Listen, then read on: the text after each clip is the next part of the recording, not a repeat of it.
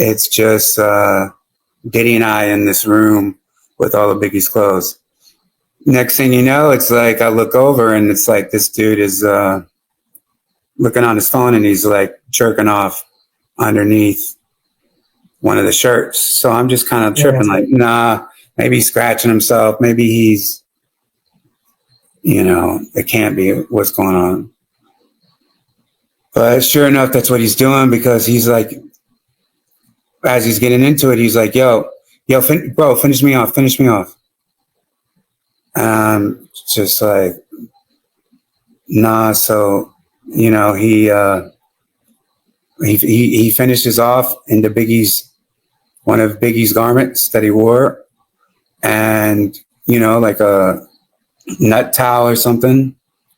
And then he does his thing and he walks over and he throws that on my arm. And I'm just like, holy shit. And he's like, rest in peace, Biggie, and walks out and laughs. And I'm stunned. Because what the was that, right? And it was shocking because it's also Biggie's clothes, like his shirt. And that's the part of the lawsuit that went viral at first. And everybody was like, like making fun of it. Like, what do you mean, Diddy masturbated into Biggie's shirt? So, I put the shirt down. I like brush it off. I'm like, okay, we flew in, we're in LA. All these people are out there. And I go out there, I see my girl. And at that point, I'm just like stunned. She's like, what's wrong? I don't tell anything. I'm like, I'm going to go outside and smoke a cigarette. I'm outside smoking a cigarette, just trying to keep my composure, because I'm thinking about the project that we've done, the album that was finished. I didn't really know what to do. So I didn't do anything. Diddy left a bunch of ketamine, right? Like the most I've ever seen. Like, I'm talking about bricks. I don't know what it'd be for CJ and Willie and for us to have a good time while we're, making music and house music and everything else. And then he's out. 2 days later, we're back at the house and we go to this rave, this famous DJ named Carl Cox, just me and Sarah. And, we drop ecstasy to rave, psychedelics. We come back to the house and I tell her, I'm like, yo, the weirdest thing happened. And I'm tripping. I get real emotional about it. And then she opens up to me and she says that she used to work with Diddy 10 years ago, because at that time she was 32. When she was 22, she used to, do private events for Diddy in London, in Tulum, and Ibiza and Brooklyn and Miami and New York. And she was just like, like cocktail serving. But obviously, it was probably more, knowing, about her past now. So I tell her, she's like, just don't say anything. I'm sorry. Let's just keep the project going. It's not a big deal. Keep it moving. So that's what we did. It's because, I had invested already in the project. I'd already done all this stuff. It's about Biggie, not, Diddy's whack shit, so I didn't say anything to anybody. And what's good here? This OB Media. Jonathan Hay goes crazy and he goes off Diddy and he exposed that Diddy masturbate in Biggie small shirt.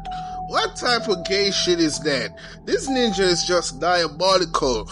Diddy been doing a lot of gay stuff for so long, and a lot of people were saying that Biggie and Diddy were lovers, and now I believe, because you was obsessed. Why would you be masturbating in Biggie's small shirt? Man, this ninja was definitely on some wild timing, and we had to do something about this ninja. He was out of control. He was like the booty bandit. He was wilding. But it is what it is, man. You need to watch a full video. Let's get it. And kept the project going, right? So the pandemic gets in full swing and we released the first single, Big Papa. and that goes on like Rolling Stone and Spin Magazine. Me and CJ Wallace redoing his, dad stuff. And, Diddy was like really like, controlling over what the music was going to be, what the vibe was going to be. Cause being totally ejected, that is his artist. Right. So, right. The project gets weird. That happens. And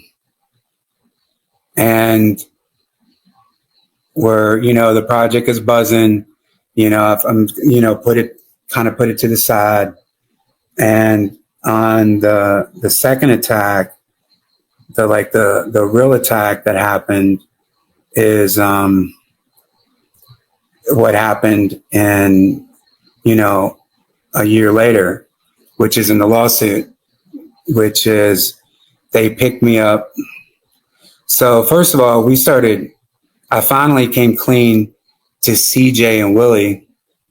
Well, I came clean to CJ. I was like, bro, this is weird, bro. This is what happened. Like, this guy nutted in your dad's shirt. He threw it on me. I just felt like I needed to tell you that because right before that, sorry, I'm all over the place, but when Biggie was inducted to the Rock and Roll Hall of Fame in November,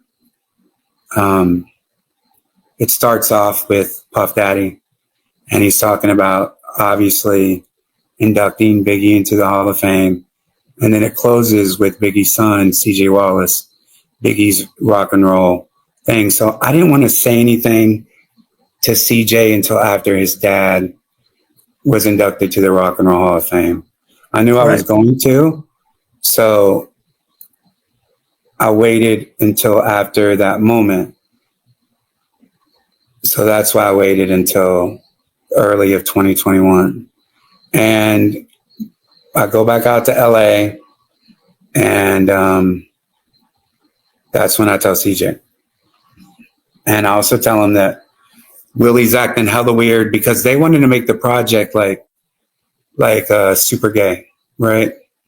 They wanted to meet Frank White meets Frankie Knuckles, and they wanted to be all inclusive, trans, LGBT, all this stuff that they want to include. CJ and Willie, as I said in one of your interviews, they were like a thing. They were like, boyfriend and boyfriend. But Willie was also doing some extra like weird shit with me, and which I've talked about in some of the other interviews. And so I let CJ know, like, bro, this is what's going on. This is what's happening. Shit is hella weird. And as soon as I told him, chaos broke out. Right. And they're like, we're canceling the project.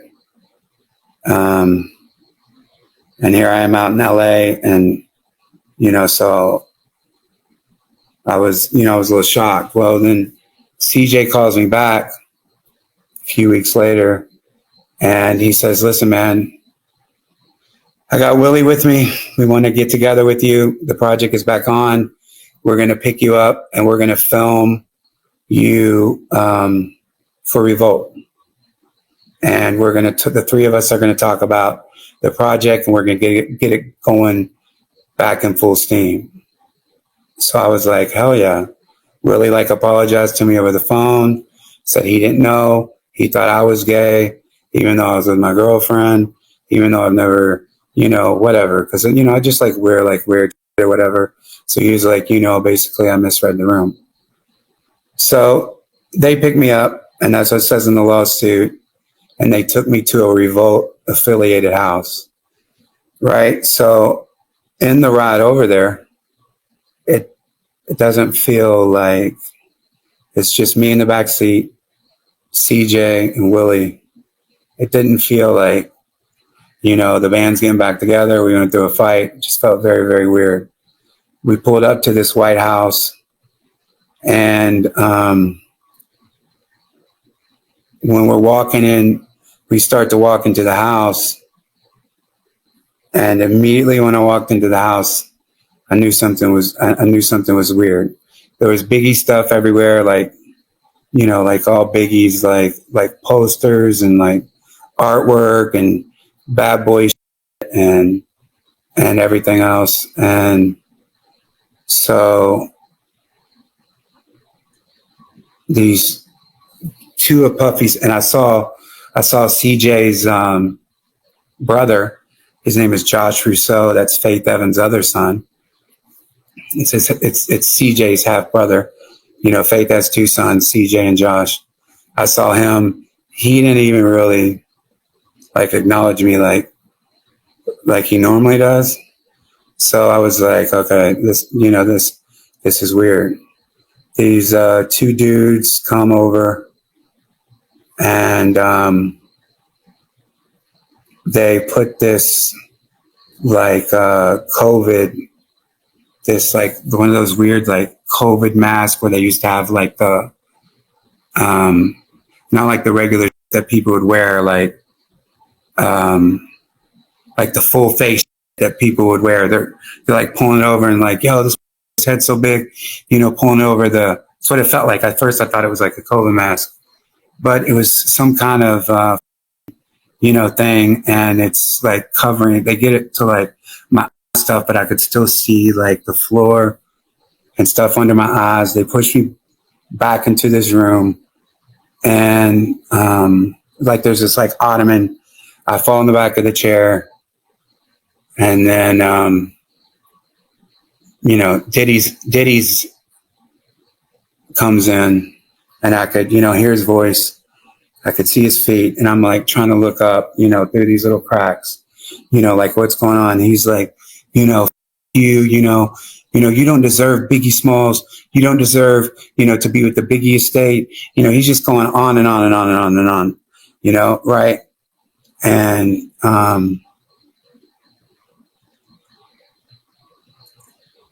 like sitting there, like tripped out because I was in a home invasion, 2 years prior to that. Right. And next thing Diddy is like putting his dick in my mouth, and I'm like, he's grabbing my head, and he's like grabbing the back of my head and like my face type shit. And I thought for sure that I was going to die at that point, because he was angry and yelling. And after all that like ended, CJ and Willie come in the room, and I could tell that CJ was surprised, maybe. I don't know, but he obviously set it up. And then he was like, bro, just smoke this blunt. And like, I just had Diddy's dick in my mouth doing his share a blunt, right? Like, I was like, bro, I just want to go. I want to go. And they drive me back to my hotel, and that was it. That was the last that I saw them.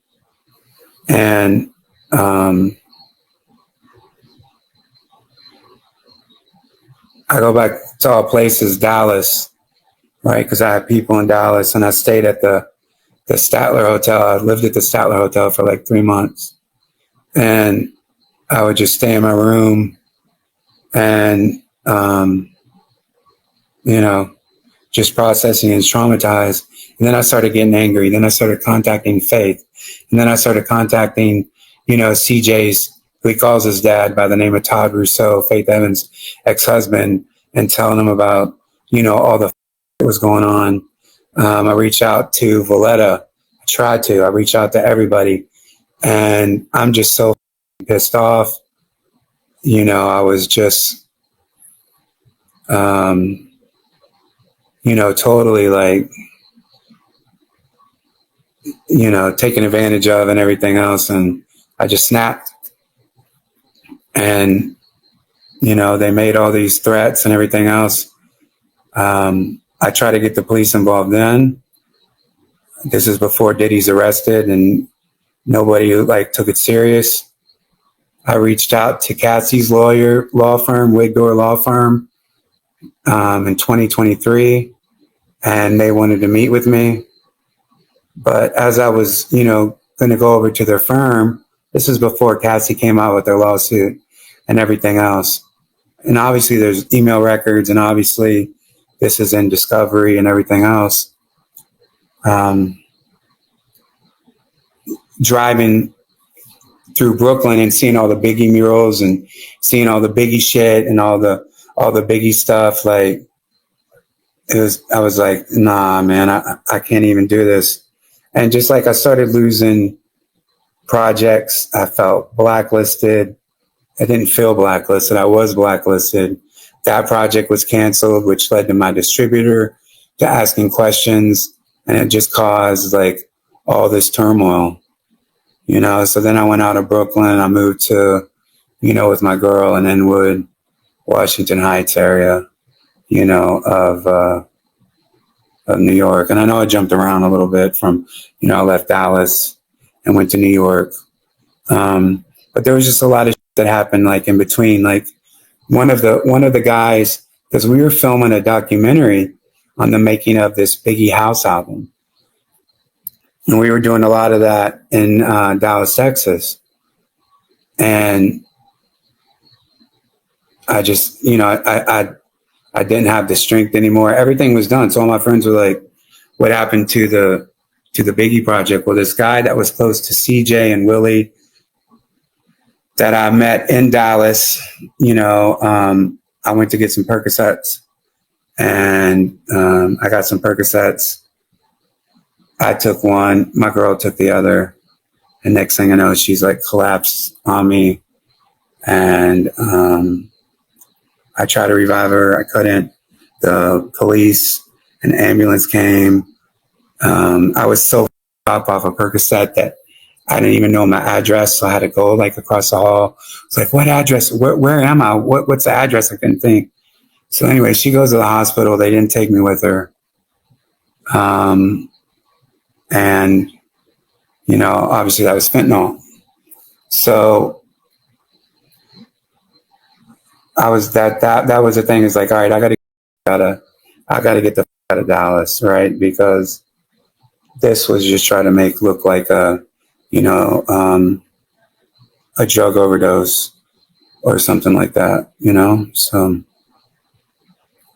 that's what happened with that. And when in 2023, when Cassie's lawsuit came out, and I saw who reported it, this investigative journalist by the name of Cheyenne Roundtree, who worked for the Rolling Stone, I reached out to her and I said,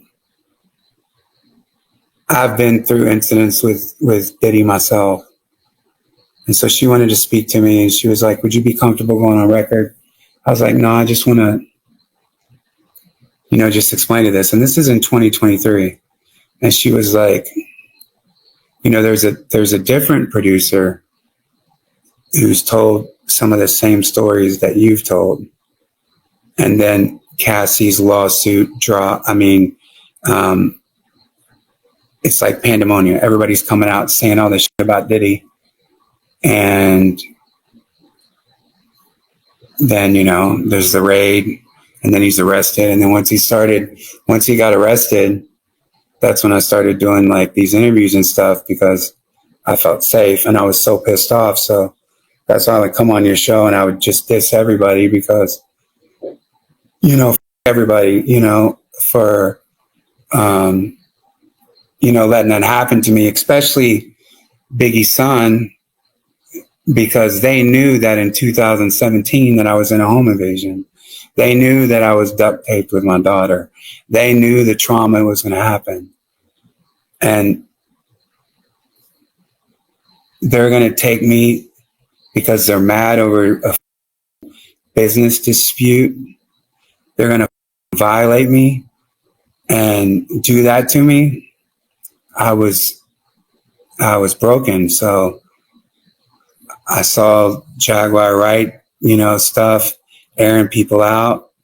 And the first interview I did was with Tisa Tells, because she reported on, some of the stuff I said in my all hip hop interview. And then she asked me to come on her stream. I come on her stream. And then Jaguar sees that, and she introduced me to you guys. And that's why I just started really bombing on everybody, because I was so angry and I was so pissed off. But the viewers knew, because they were always like, he's hiding something. He's not telling something. I don't know how that they knew that, but that's what it was, So I know that's a lot, and I skimmed over a lot of stuff.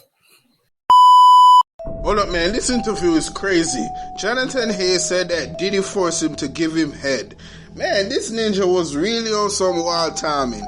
All of this zestology. So a lot of people been saying that this ninja have to be gay. Why would Diddy be and Meek Mill be wearing matching clothes and he be calling him daddy in the pool? So all of these diabolical things, and he's saying, Fab, you need to party with me, Fab. Man, this ninja was always on some zesty timing. So all of this shit that they been doing all of these years, but a lot of people was saying that Jonathan Hay was always bisexual. So I don't know if Diddy forced him to do this shit, because no way on earth no ninja can get me to do those gay stuff. He have to kill me. He have to put a gun to my head. I'm not doing that shit. So when you're gonna say all of these rumors and Diddy be masturbating in Biggie Small shirt, man, this ninja was really off. He was really out of control and on some gay zestology. Because no way, why would you do that shit? Then you're gonna say rest in peace Biggie Smalls. Man, Diddy is the most freakiest and diabolical ninja on this planet. He's really out of control. So when a lot of people are saying that we need to hold him accountable, a lot of these lawsuits are coming out. These guys are coming out saying that Diddy sexually assaulted them. I don't believe or respect no man that shit happened to, because no way. Little Rod came with the same story. He said sometime he go to bed, girls are in the bed, next time he go to bed, Diddy's in the bed and his ass is sore. Man, that this ninja was talking about this shit in a pink polo shirt, and now you want us to believe that you're not bisexual. Man, Stevie J and Diddy did not force you to do no gay shit. Diddy promised you that he's gonna give you the best producer at the Grammys. He was gonna buy you a house, and you were so delusional. You believe, so you continue to give him consent over and over, and now you're gonna say, ooh, Diddy sexual assault me. Ooh, I did not go and look for my kids. Man, you're crazy. You have to be crazy, because no way, no ninja can get me to do all of those stuff. I would have smacked Diddy so hard, because this ninja was doing some wild stuff, man. He was getting guys to bang his chick, and then he take the semen and rub it on his nipples. What type of weird shit is that? So a lot of the male escort was saying they thought that Diddy was swallowing that shit. He was swallowing kids. So I don't know, man. This ninja was a different type of freaky, and we had to do something about it. But Jonathan Hay, Jagger Wright, everyone is coming out and speaking out about Diddy for so long, and a lot of people did not believe. This ninja is a monster. He was out of control. But it is what it is, man. It's OB Media. Have a blessed day. Hey, is it on? Is that thing recording? Look, some of y'all ain't got no paper, no power, and y'all not staying out of prison. Okay? Diddy had paper, power, relationships, and that's why he probably stay out of prison. Okay? Now, when it comes to business, when it comes to watching people build dynasties, I grew up watching these folks make millions, build legacy, and all of that. For their own personal reasons, they tore their stuff down to the ground. That's on them. Okay? But I want to say this to all you knuckleheads out there rallying and rooting. Is it on? Is that thing recording? You don't have no paper. You don't have no power. And y'all going to prison for real. So don't go out here trying to have no slaves. Don't go out here to trying to tie nobody up. Don't go out here trying to do nothing worse than what you're already doing, because your Pope is going to prison. Poe behind, Poe self, and what Uncle Donnie on, baby. Some of y'all behinds going to the pound. Where the dogs at? Where the puppies at? Because the prison can't even afford you. So, with that being said, take notes. R. Kelly don't have no relationships. Nobody fool with him. Probably no relationship with God. He got one now.